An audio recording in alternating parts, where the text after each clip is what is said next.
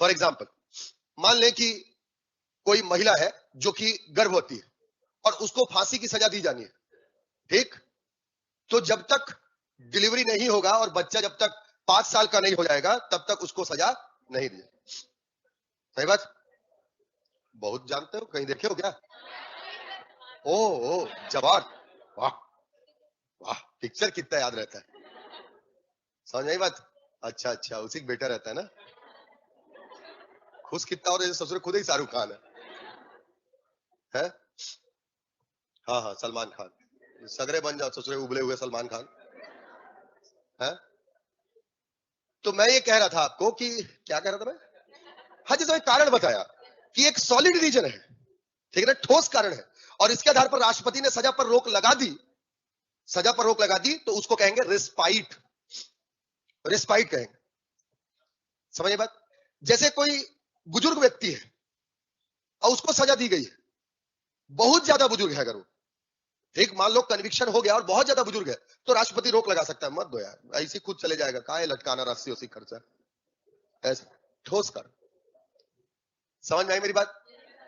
जैसे कोई पिता है, बोले नहीं मैं अब शादी करवा करके उसके बाद भले मेरे को फांसी पर टांगो, शादी करवाना चाहता है अपने बच्चों का, अपने बच्चों का ससुरे, अपना नहीं है,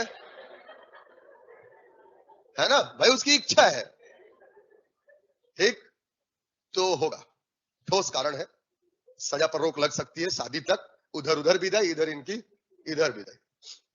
समझ पाए? क्षमादान मतलब इसमें रिस्पाइट।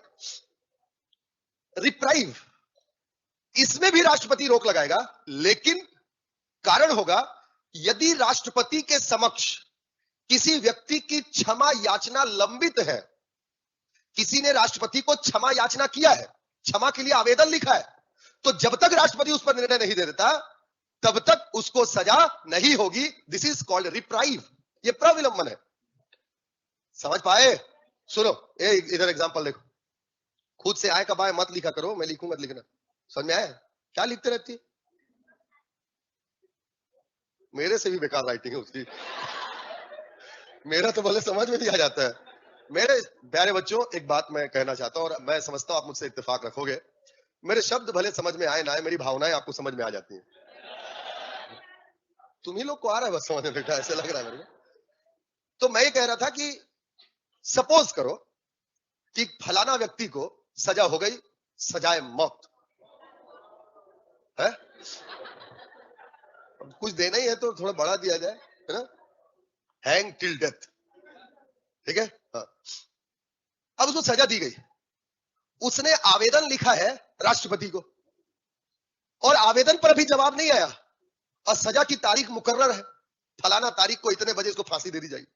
अब वो आवेदन जो है राष्ट्रपति के पास लगा हुआ है, राष्ट्रपति ने जवाब नहीं दिया है, और अगर उसको फांसी दे दिए और सपोज करो कि राष्ट्रपति उसके बाद उसकी क्षमा याचना मान लेता है, बोले बाइज्जत बरी कर दो, कहां से लाओगे उसको? तो इसलिए उसको फांसी देने के पहले या कोई भी सजा होने के पहले राष्ट्रपति का क्षमा याचना या तो स्वीकार कर ले या खारिज कर ले। समझ में आया? तो क्षमा याचना लंबित होने के कारण जो सजा पर रोक लगती है उसे प्रविलंबन कहा जाता है। समझ में आया? अंग्रेजी में क्या बोलेंगे? वहां देख के बता रही है, अरे अंग्रेजी मीडियम, लिखो वाले लास्ट वाली लाइन को लिख लो, अच्छे से लिखना। मेरे समझ में आ जाता है। तो नोनी तेरे समझने से क्या होगा, वहां एग्जामिनर को भी तो आना चाहिए जो चेक करेगा मेंस में, नहीं तो देगा कुंदू। फिर बोलोगे पूरा तो बना के आई थी, मेरे को इतना कम नंबर मिला, और उसको समझ में नहीं आएगा तो क्या देगा? है? क्या बोल रहा था मैं, क्या लिखवाने वाला था? हाँ, लिखो लिखो। राष्ट्रपति के क्षमा याचना लंबित होने के कारण